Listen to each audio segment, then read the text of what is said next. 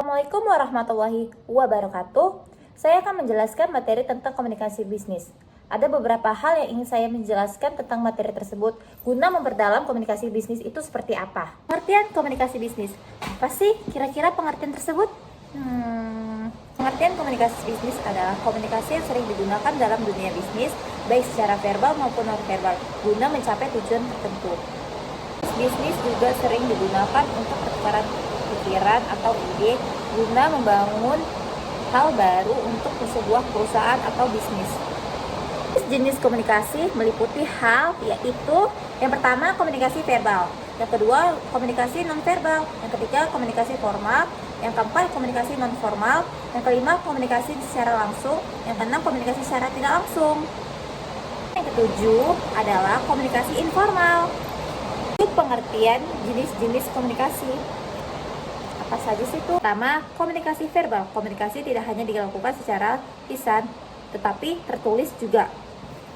Kedua, komunikasi nonverbal. Komunikasi nonverbal adalah komunikasi yang melakukan tindakan, tidak berbicara, namun melakukan tindakan untuk mengenal apa perkataan tersebut.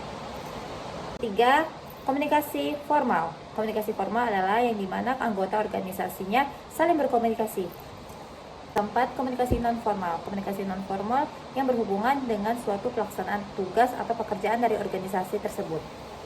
5. Komunikasi secara langsung. Komunikasi secara langsung adalah komunikasi yang disampaikan secara langsung tanpa adanya campur tangan dari pihak lain. 6. Komunikasi secara tidak langsung. Komunikasi ini ikut adanya campur tangan dari pihak lain. Yang ketujuh adalah komunikasi informal. Komunikasi yang dilakukan secara langsung tanpa mengikuti aturan yang berlaku. Bentuk komunikasi ada 4, yaitu pertama, komunikasi intrapribadi, yang kedua, komunikasi antarpribadi, yang ketiga, komunikasi kelompok, yang keempat, komunikasi organisasi. Pertama, komunikasi intrapribadi. Komunikasi intrapribadi adalah proses komunikasi dengan diri sendiri. Kedua, komunikasi antarpribadi. Komunikasi yang terdiri penerima dan pengirim pesan dan terdiri dari 2 orang atau lebih. Ketiga, komunikasi kelompok. Komunikasi yang dilakukan secara langsung lebih dari 2 orang dan terdiri dari suatu kelompok kecil seperti rapat. Keempat, komunikasi organisasi. Komunikasi organisasi adalah pertukaran pesan antara dalam unit organisasi. Proses komunikasi ada 4, yaitu pertama, pengirim harus mempunyai ide, yang kedua, pengirim harus mengubah ide menjadi pesan, yang ketiga, pengirim menerima pesan, yang keempat, penerima menerima pesan, yang kelima, penerima menafsirkan pesan. Pasti model komunikasi itu kira-kira seperti apa? Komunikasi adalah kaitan antara satu komponen komunikasi dengan komponen lainnya. Mengatasi hambatan komunikasi yang pertama, memahami penerima pesan. Yang kedua, menyesuaikan isi pesan dengan si penerima. Yang ketiga, memilih saluran atau media yang tepat. Apa sih yang dimaksud dengan pengertian komunikasi verbal? Verbal adalah komunikasi yang dilakukan secara langsung, baik secara lisan maupun tertulis. Dari komunikasi verbal adalah penggunaan kata-kata.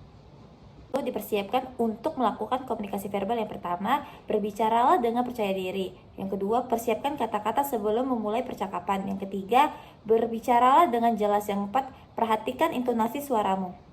Keuntungan komunikasi verbal, kira-kira apa saja sih itu?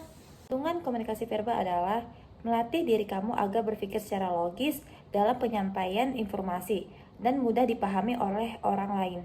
Kelemahan komunikasi verbal. Nah, kira-kira apa sih kelemahannya? Kelemahan komunikasi verbal adalah sering mengalami gangguan yang gaduh sehingga komunikasi yang dihasilkan kurang sempurna.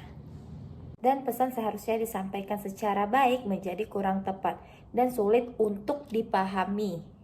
Dan komunikasi tatap muka adalah komunikasi yang dilakukan secara langsung tanpa adanya ikut campur tangan dari pihak lain. Apa sih yang dimaksud dengan interpersonal skill? Interpersonal skill adalah kemampuan yang dimiliki oleh karyawan saat berkomunikasi kepada orang lain, baik itu atasan, klien, dan rekan kerja. Interpersonal skill sangat dibutuhkan dalam perusahaan. Maka dari itu, karyawan harus memiliki skill tersebut untuk berbicara kepada orang lain, atasan, dan rekan kerja. Apa saja yang harus diperhatikan dalam etika bertelepon? Pertama, berbicaralah dengan menggunakan kata yang sopan. 2. Hindari kata-kata yang menyinggung perasaan penelpon. 3. Ramah dalam menanggapi percakapan telepon. 4. Berbicaralah dengan seperlunya dan volume yang cukup tegas. Kelima, berikan respon secara cepat dan lugas.